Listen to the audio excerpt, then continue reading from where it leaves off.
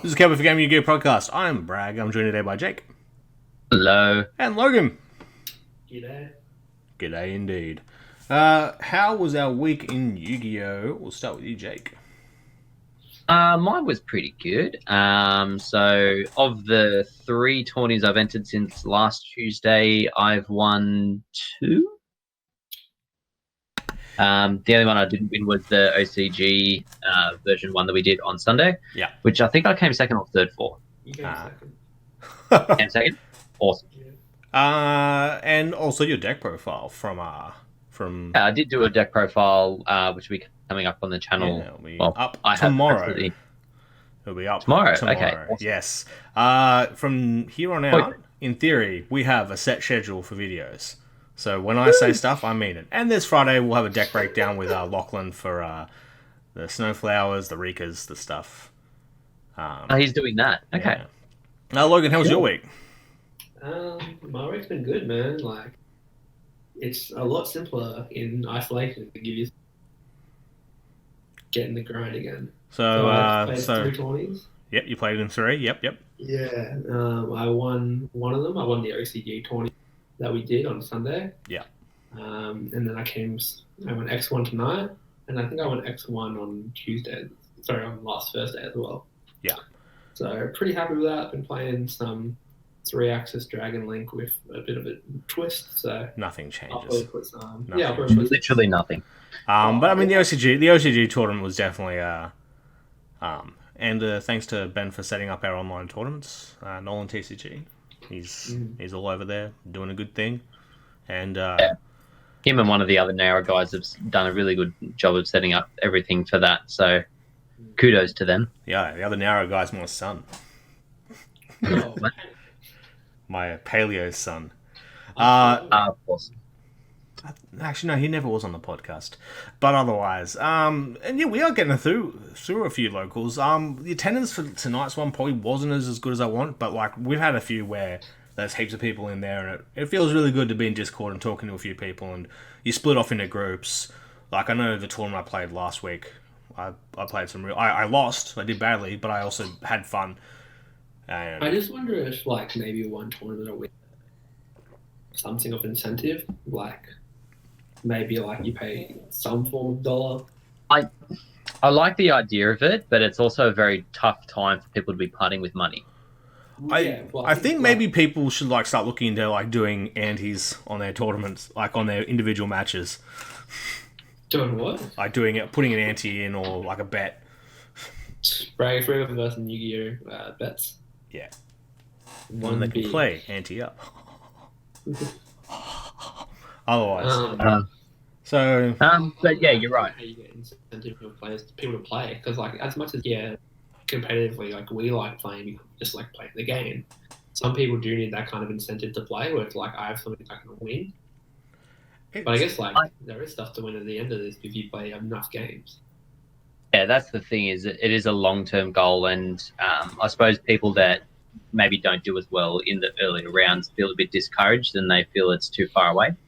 If they lose first round, just not play the rest of them.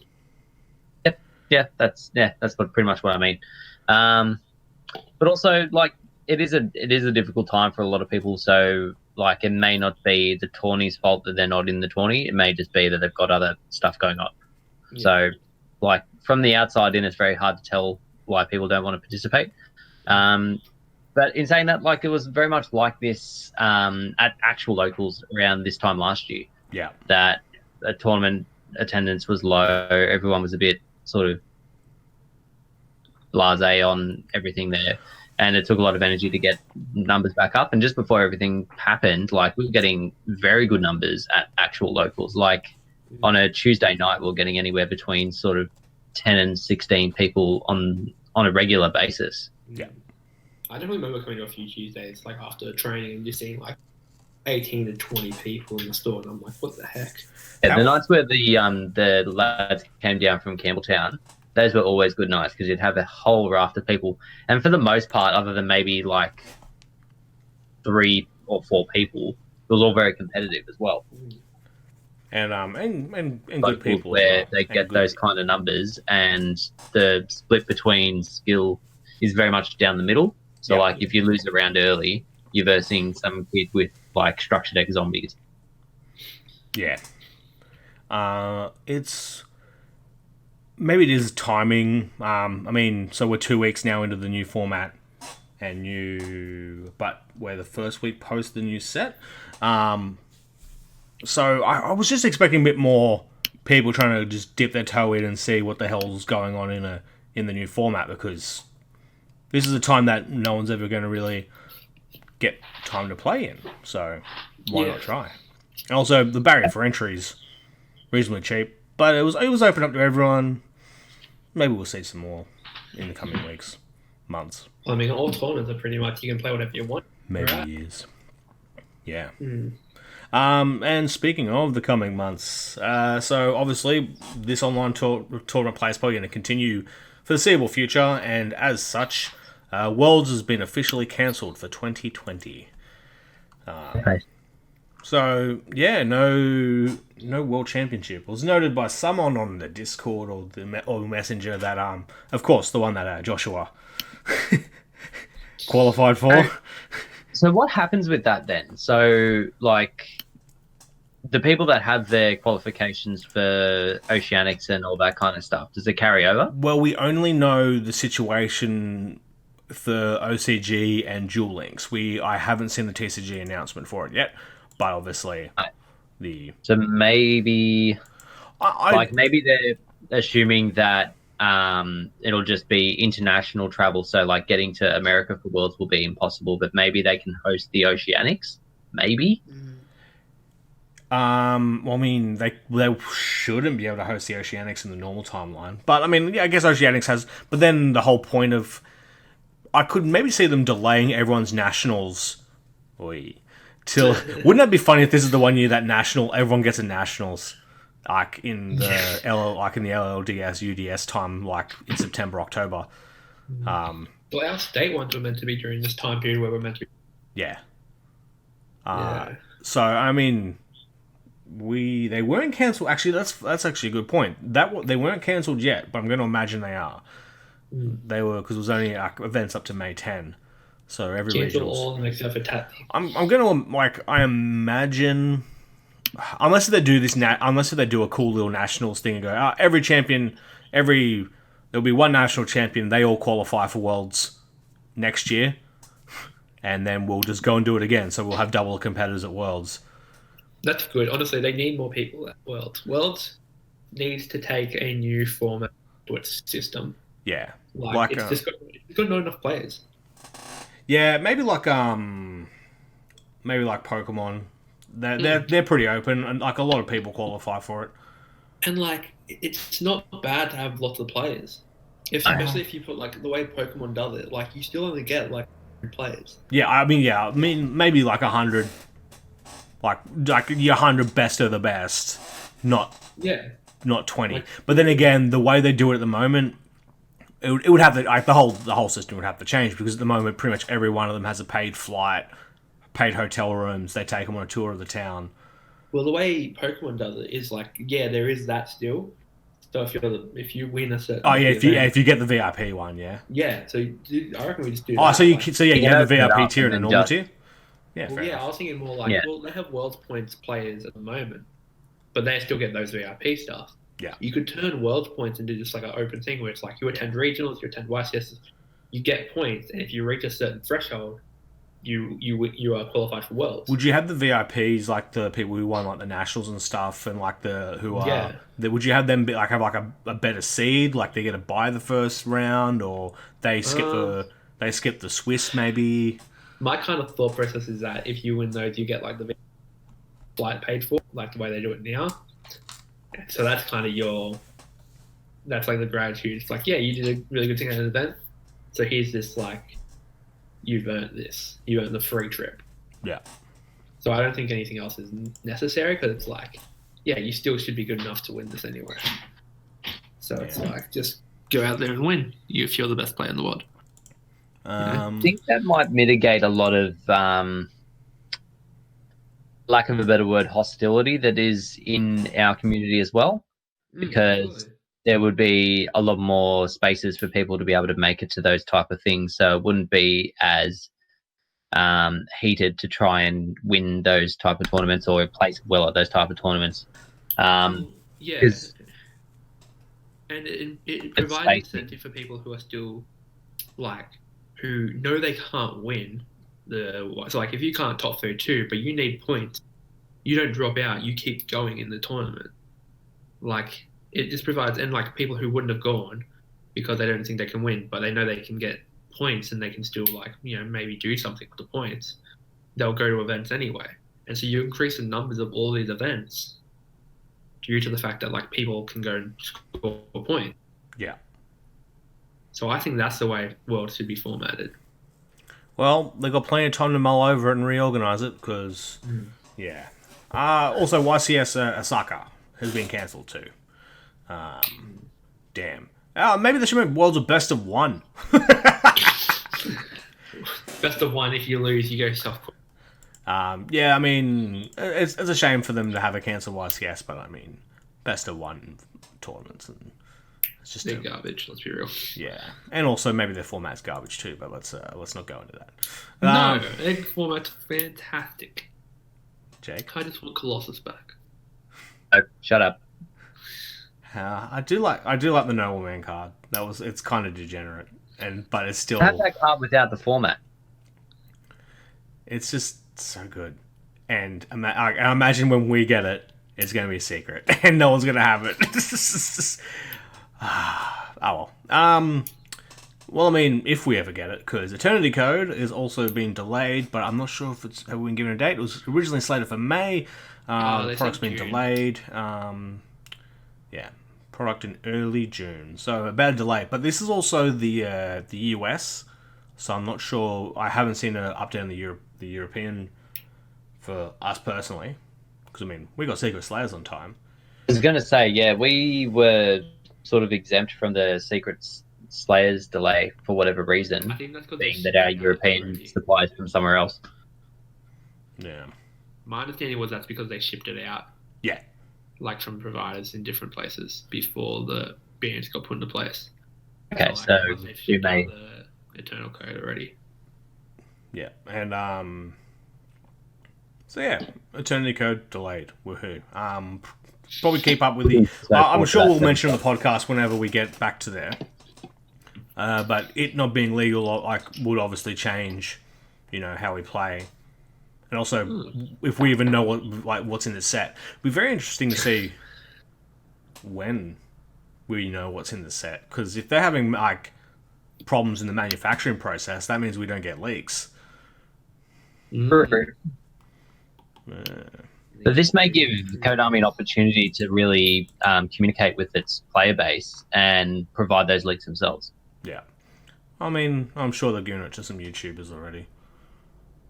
So, there you go. What's your favourite Yu-Gi tuber?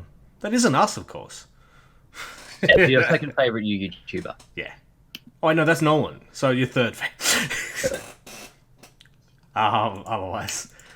So, I mean, that's all for the cancellation. So all the doom and gloom's over. We now know what's in the TCG's version, the Mechanized Madness structure deck. I'm pretty sure it's an exact replica. I don't think they actually changed anything. No, it's it looks like every single Machina card. The Kaiju's. Birdman reprint. That's pretty cute. Scrap Recycle reprint. Not a moment too soon. Despite it. Oh, actually, I tell you what, that Scrap Recycle reprint might be relevant, because we won't get Old Mate Mech Knight August. Oh, the Ding, yeah. But don't we already have the Scrap Recycler reprint? Super. Yeah. In short. It's still it's still a pretty expensive card. $20 each. Yeah. Even for the common? The common was slightly less the last time I checked it. It has been a while since I've checked it, to be fair. $5. Look. Some Despots, some more Machinas.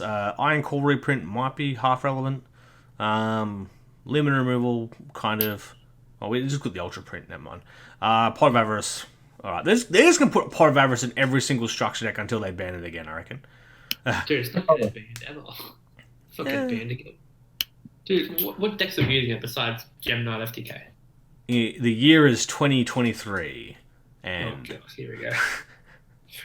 they do Zodiac retrains. To be fair, Logan, I have seen your type of deck use it.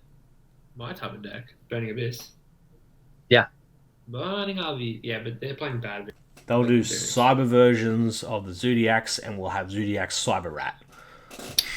Zodiac Eldritch is the thing I saw today, and I'm impressed by it. Yeah, I rate that. I reckon that's pretty cool.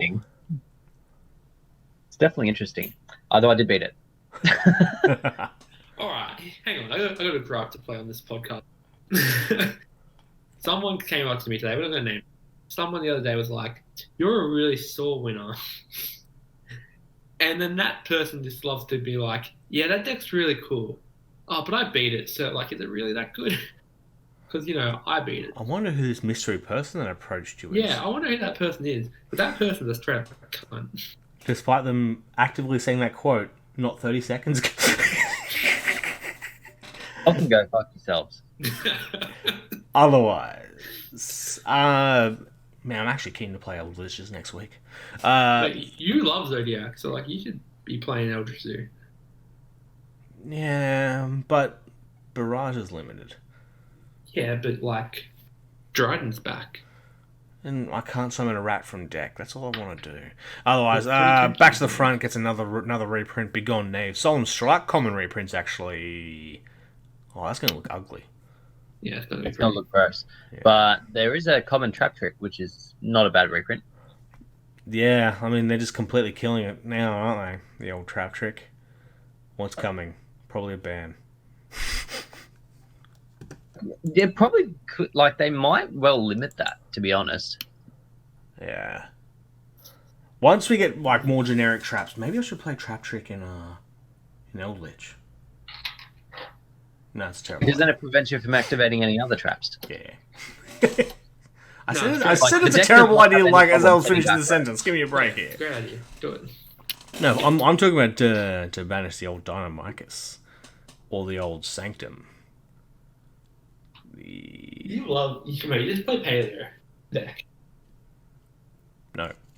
I got one frog. My frog's gone. Maybe I should Pot of Avarice my frog. Yeah, you can just shuffle frog, recycle frog. Into some OCG news, we got some new Dark Lords. Speaking of the Solemn cards, yeah. Two of the new Dark Lords are Solemn are God's bitches. Like Logan.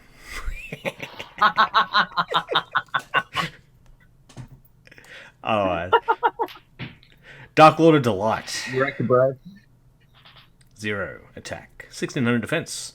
You're going to use the first and second effects of this cards once per turn during any main phase. Any main phase. Ooh. You can, quick effect, immediately after this effect resolves, tribute summon one fairy monster, face up. That's why I can do it at any time, because it's crap. Is there... As I said, like, tribute summon Parshath. Haha, what are you going to do, dickhead? Oh, no, you're attacking over it. Oh, God, don't do that. Wait, did I say you can special on any fairy monster? Normal. Just tribute summon. Yeah. You could still, like, tribute summon with Christia. Well, if you have two monsters, sure. Mate, and if you're not going to have two monsters in Dark Lord. Oh, it's not good. Can Dark Lords end on a board with two Dark Lord monsters face up? I just thought they... Yeah. They have the Superbia with special summon. That's all they do. That's generally what they end on, is Superbia and Ixchel. Well, there you go. Well, hold on. Well, can you swap that out for a Delight? Yeah, because Superbia just special summons one back. It just special summons any fairy from grave. How many stars is it? It's 8. 8? Yeah, of course it is. If it was 6, you could just tribute summon this. Tribute it, bring it back, then pass, then tribute summon for Christia. That sounds... No, that's awful. Hacks. The card's bad enough as it is. You have all the spells that leave special... This then, one's not the good one. Okay, move on to the next one. Yeah, then if it's sent to the graveyard, you can make your opponent. You can make your opponent lose 500 attack and defense for each fairy monster currently in the field. Woohoo, cool. Dark Lord of Pleasure, 600 attack, 0 defense. If this card's normal summoned or special summoned, you can activate this effect. For the rest of this turn, you cannot activate monster effects except for fairy monsters. Okay. Also, choose 2 Dark Lord monsters in your hand and/or deck that have different levels, and if you do, special summon one of them to your opponent's field and defense. And if you do that, add the other card to your hand. So there you go. Parshath time. I'm pushing this Parshath. No, stop. No, Parshath. No. Is that good? Yeah. So What do you summon to their field? Don't care. Shine Ball. It has to be a Dark Lord. Shit. You can give them the low level Dark Lord that is basically just Foolish Burial for Dark Lords. But then what happens if they're playing Dark Lords? No, for Dark Lords. Well, if there's a mirror match situation, there's other problems. I just don't think that's like that relevant. It's not great. Like, it's Dark Lords we're talking about. It's never going to be great. It's just for that deck. It's great. How can monsters with such high attack power, and reasonable effects, and awesome art, and an awesome concept, just be so? Because they don't adapt to the kids' market, mate. Why would they make Dark Lords form of powers? Which one's going to get the kids? Nurgle sucks, I'm pretty sure, so I'm not going to talk about them. Yeah, it sucks. Oh, the new main deck one? Yeah. Yeah, no, it's not very good. The best Dark Lords. Well, you can pay. You can target. You can use a graveyard spell or trap as a quick effect. So that's just another body. Look, obviously, they don't do. I all do that. I just said 2 that don't. Dickhead. The low level ones. Yeah. All of the high level ones except for the old school ones. The first one's a 4. I thought it was a 5. Never mind. Oh. Suburbia doesn't do that. Otherwise. What? She's These don't work together at all. Why are they? Whatever. Into the Fusion Monster. Of course they don't work together. They want God all for themselves. In a card that definitely won't be censored. Lucifer, Dark Lord of the Morning Star. That's a good name. They might be able to get away with that. Yeah, Lucifer's just another name, man. Don't... You can't have Lucifer and Dark Lord and Morning Star. I already have Dark Lord Morningstar. Yeah. You can't have 3. You can't have 3. Yeah, you can. We'll find They're out. going to need to because they've backed themselves into a corner. Hopefully my mum doesn't find out. She's going to write a letter. I think this is the OCG. This is the OCG just pushing this over to Konami of the US and going, try and find a writer for this that we don't disagree with. I dare you. I double dare you. Maybe they're distracted. They're just going to have to print it. I wonder if they distract him with the name and they just forget that his dick's out. This is how we get Hazy Flames all over again. Wait, what was wrong with Hazy Flames? It was so much Basil Cock. Basil Cock. Haze Beast Basil Cock. Wait, is that what they were before Hazy Flame? Yeah. Well, no, it was Basil Trice was Basil Cock. So suck on my Trice. Haze Beast Basil Cock, and then it became Hazy Flame Basil. It's dumb. Morningstar. What was I going to say? Yeah. Continue. If this card is fusion summoned using Dark Lord Morningstar as material, you can destroy all cards your opponent controls. The materials is 3 Dark Fairy Monsters, by the way, and its attack and defense are 4k. Its second effect, Fairy Monsters you control cannot be targeted by your opponent's card effects. That goes alright. And then the third effect's the normal bullshit. Apparently only for high level ones. So they do. So you kind of want to... I'm pretty sure the next card's a Trap Fusion. But I mean, if you have 3 of them out and you have Super Poly, that could...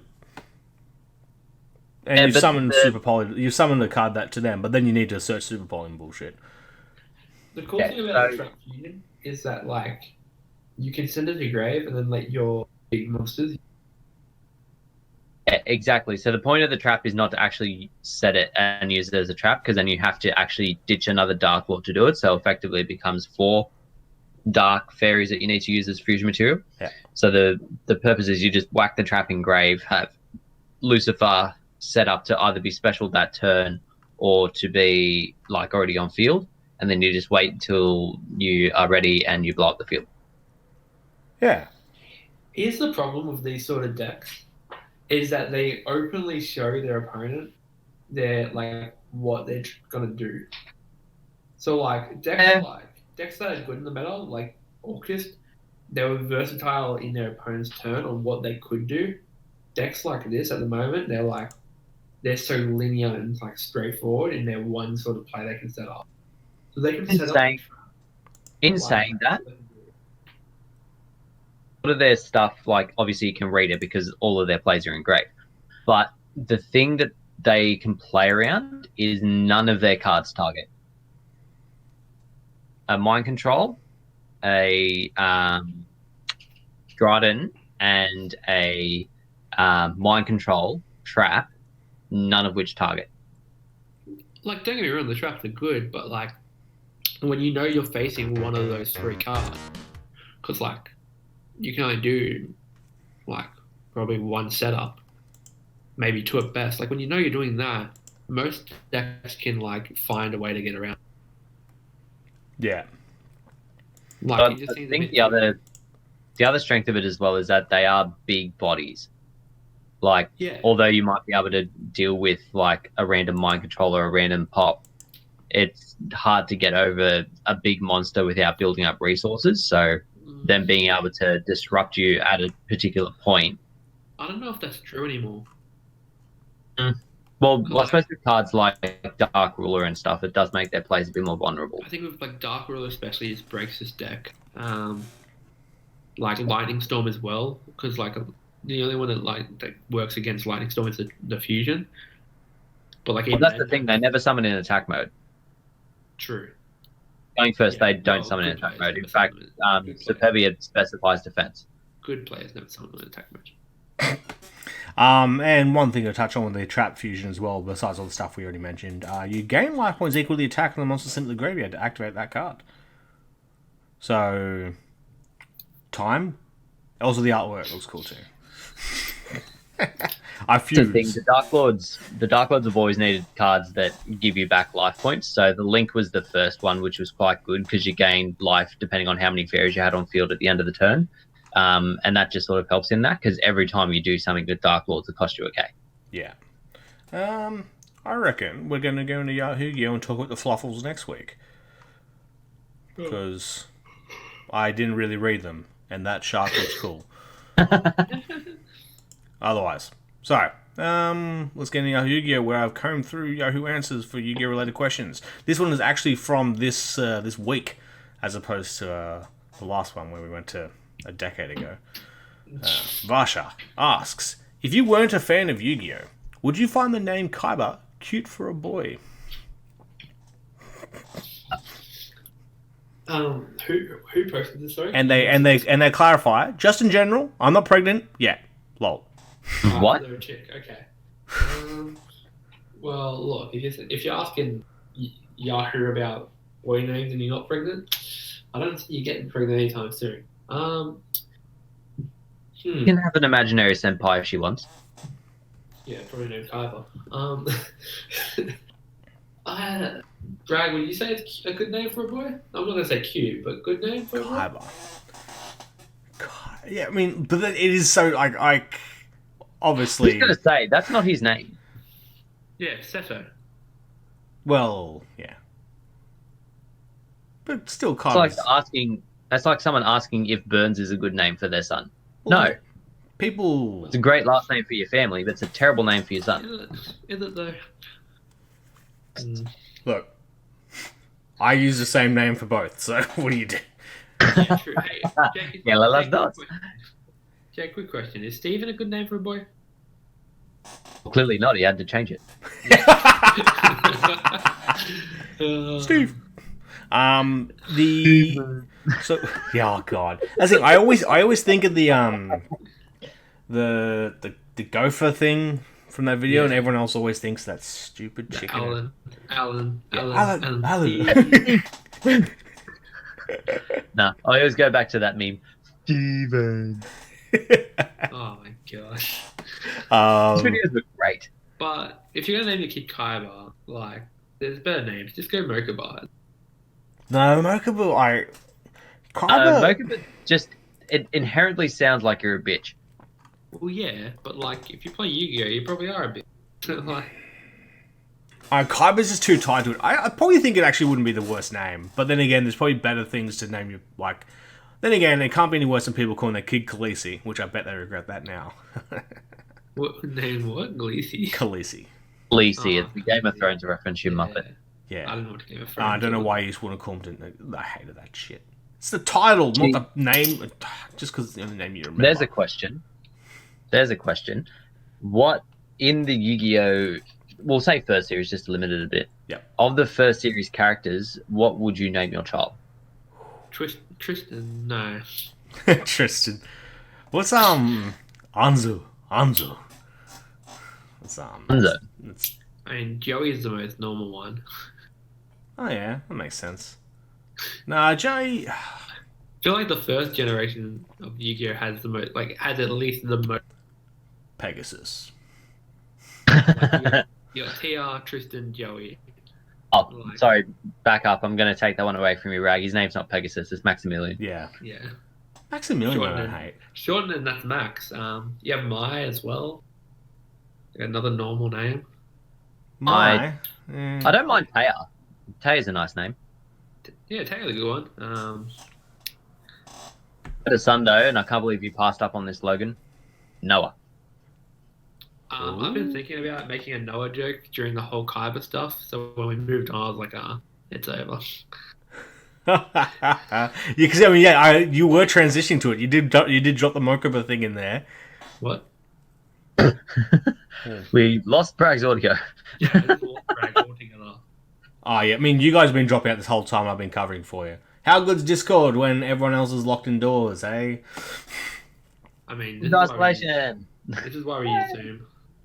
Yeah, maybe next week's podcast will be brought to you by Zoom, and we can. Me and Oh, we can make funny backgrounds. Haha. yeah, me and Ben were using Zoom to commentate some duels. So nice. it was really good. Nice. Thanks. You can Steve. find Mad to finally get to do this to you. Mad invite. Yeah, it's been a while since I've done that to you. A whole week. What do you think? In the trending questions related to this is, what do you think of the name Edna for a girl? Edna. Edna. I don't know. It was a pretty good name back in like the 1850s. Oh my god, least favorite names? ? Here we go. Oh. I'm not. Well, there's probably no good replies. Evelyn's a pretty crap name. I've never heard this name before. This person who's asking this good. Mine is Nevea? Jason. Navarra? Navarra? How's it spelled? Nevaeh. It's Neve. Neve. Oh my god, that's Yeah, terrible. Neve. When you go on Navarra, are you in the R? Oh yeah, actually, look at that. The A is before the E. My god. Willow. How dare they? Willow Smith's a great Jafari? artist. TNA? TNA? Willow? Yeah. Alright, thank you very much, both of you, for joining me in this here podcast in this new era of Master Rules and Fusion Summoning, and which didn't happen, obviously. Actually, wait, so yeah, you won both tournaments with Mech Knights, right? Like, I'm understanding that correctly, yeah? The last two proper tournaments, yes, I won with Bill McNutt. That's what I was. Whoa. I kind of made that assumption. I probably should have clarified that before I said it in recorded audio. Hey, the OCG one doesn't count. Get over yourself. I am the OCG champion, thank you. You just made... From a couple of sore winners. Thank you very much. Show them all your... So before I wrap the podcast up properly, I've got a few clarifications and corrections. One's my fault, the other's is Konami releasing their plans for all the organised play for the next few months. Well, so much cancelling stuff. YCS Osaka, which I said was cancelled in this podcast. I'm pretty sure I said it anyway. I'm not going to go back and check. It will be postponed, not cancelled. Then, YCS Pasadena will also be postponed, which was due to be played on May the 23rd. So that makes sense. They're extending that May border now. All national championships across the Americas and Europe have been postponed, as well as Australia and New Zealand state championships, which was our replacement for NATS. Anyway, However, all WCQs in North America, South America, Central America, and as well as the European WCQ as well, will all be cancelled, as well as our Oceanic Championship here in Australia as well. That was due to be held in New Zealand, I believe. So that's all cancelled, and anyone who has a qualification for a WCQ in 2020, it will hand over to 2021's WCQ Championship. If there is one. But we'll see how we go. So this pretty much is in line with what we were kind of saying in this podcast anyway. Not much has changed. It'll be very interesting seeing if we get, like, as we do definitely say it, that Nationals in September post, like, where it's like the start of the season. That might be cool. And then we'll just have an abundance of people qualified for next year's WCQs / Oceanics / whatever you do in your local region. Otherwise, stay safe, everyone, and keep playing Yu-Gi-Oh! And keep talking Yu-Gi-Oh! Because, I mean, I myself, it's been a nice comforting thing. Otherwise, as I said, take care.